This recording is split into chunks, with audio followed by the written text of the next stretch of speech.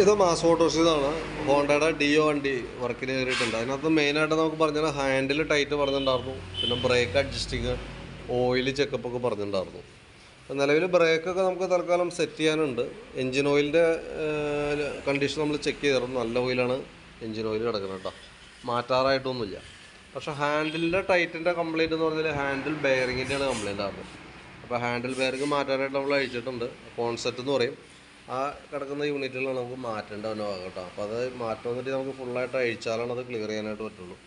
അപ്പോൾ നമ്മൾ കോൺസെപ്റ്റ് അടക്കം ഫുള്ളായിട്ട് മാറുന്നുണ്ട്. പിന്നെ ഫ്രണ്ട് ബുഷിൻ്റെ കാര്യങ്ങളും കൂടി ചെക്ക് ചെയ്ത് അത് ഗ്രീസിങ്ങും കൂടി കൂട്ടത്തിൽ കൂടെ ചെയ്ത് പോകുന്നുണ്ട്. അപ്പോൾ ഞാൻ അതിൻ്റെ ഏകദേശം ഒരു എസ്റ്റിമേറ്റ് നോക്കിയിട്ട് അതിൻ്റെ ഡീറ്റെയിൽസ് ഒന്ന് വാട്സാപ്പിലേക്ക് ഇട്ടേക്കാം കേട്ടോ. എത്ര വരും, എത്ര ചിലവ് വരും എന്ന് അറിയാൻ വേണ്ടിയിട്ട്.